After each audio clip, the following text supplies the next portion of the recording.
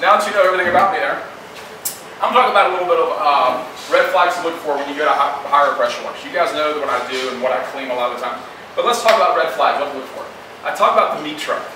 You guys obviously are not going to buy from somebody who comes up and cold knocks on your door and says, hey, I got a whole bunch of meat out here, I'm going to make you a great price on the steaks for $1 a piece, right? So why are you going to do that if you're talking about your own health? When your biggest investment, your house, your property, why are you ever going to answer somebody who goes, hey, I'll come to your house, your driveway, and everything else for $99.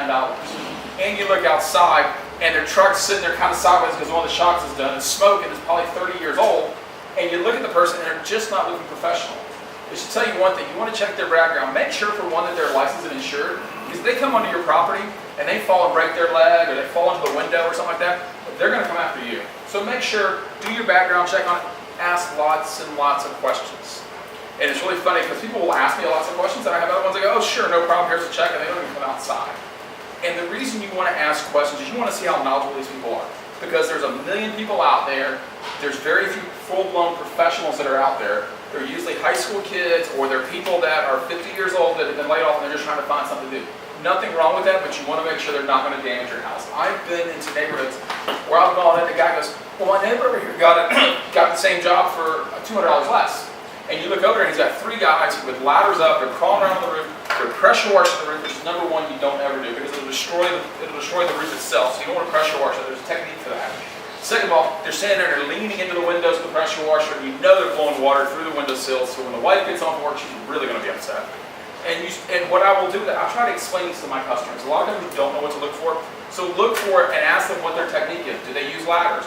What kind of chemicals are they using? Are they using bleach, or are they using bleach Clorox? Because bleach Clorox will kill almost anything that's standing around besides just your clothes. It'll kill the plants, it'll kill the roses. Regular bleach will not, and a lot of times the regular bleach also is diluted like I use at 20 to 1, so it's really not going to hurt anything. In fact, I was told years ago, and you probably can back this, that they actually used to spray the yard with bleach before they had all these pesticides to help control pesticides, like once a year. So when they actually kind of go, oh, I'm going to use Clorox, and I'm going to get it out of Home Depot right back. Whoa, whoa. Tell them, no, you don't want the Clorox on your house. It's not going to hurt the house, but it's going to kill everything else around it. So those are very small little ideas. A lot of the times I'll also ask them, ask for references. How do they get a hold of you? If somebody comes and cold knocks on your door and says, hey, would you like to have your house pressure washed? It looks a little dirty. That's a red flag. That's one thing that enhance I never do. I cold call, but usually they're companies. If I'm in the neighborhood, I might put a flyer out, but unless you're in your neighborhood and you come to me, I don't go cold calling on your house and knocking on your door and say, hey, would you like to have your house done? That's one of the signs you want to look for, is because if they are professional, they don't need to go cold calling on your door. Businesses are a different thing. When it comes to residential, you want to find somebody that's referred to you, or somebody you've actually seen their work because it was done down the street, or you've seen their truck out and you stopped and said, oh man, that guy's doing a great job, let me write the number down. That is where you really want to find your people at. And the reason I say, if you think about a $99 house wash, you'll see a lot of them around here. I'll be honest with you, I started 1 stories at $199, 2 stories generally start at $299, depending on if it's uphill, downhill, long driveway to get to it, whatever. And the reason being, by the time you pay gas to get there, you pay your insurance, your license, your chemicals, the whole 9 yards, you're not really making any money at $99. And in order to stay in business, you've got to make some money with it. That's the bottom line. So a lot of that stuff, think about it before you hire somebody on as to what they're going to do. Ask them the questions.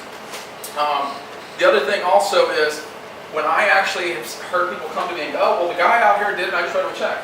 Do a walk around with them before and after.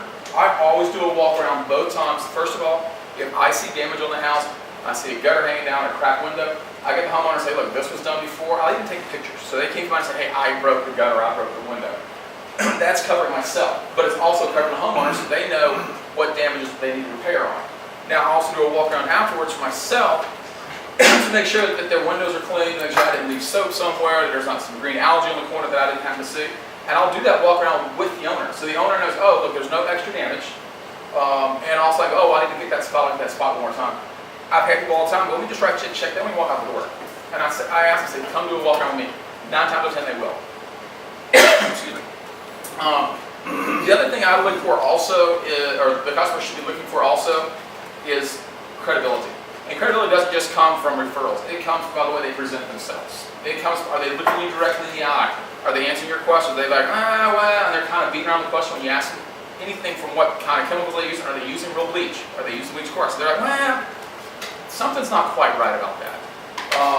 And also, we don't use, or I don't use the same chemicals on the house that I use on the driveway, or that I may use in a greasy garage. Different kinds of chemicals. So when they tell you, oh, we just use some regular Home Depot chemicals that are cheap, it's not going to do the same kind of job. That's one of the differences in price.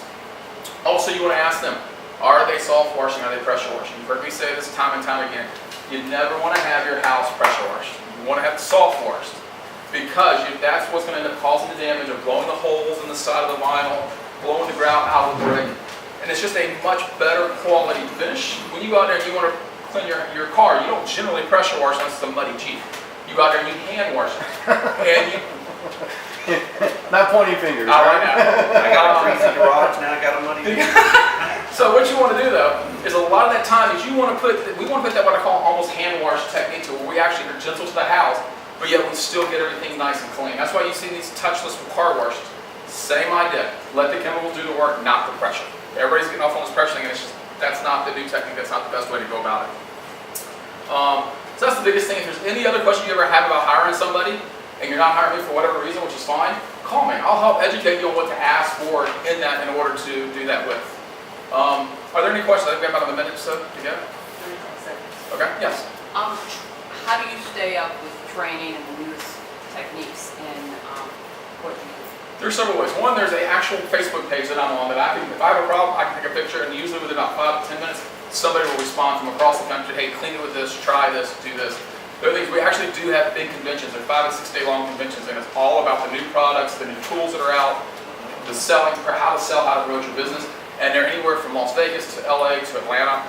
So that's one of our biggest ways. And just keeping up reading on a lot of the websites for pressure washing, they'll tell you a lot of the new things that are going on. Thank you. Anybody else? This is actually an idea for you to look into. Tent webworms. The fall webworms you see in the trees now, they're killed with a solution. You've got the equipment to spray up, so I was wondering if that's something you want to That's something I have heard about. I have not tried, but I definitely want to do. You want that up? Yeah. Absolutely. Thank you.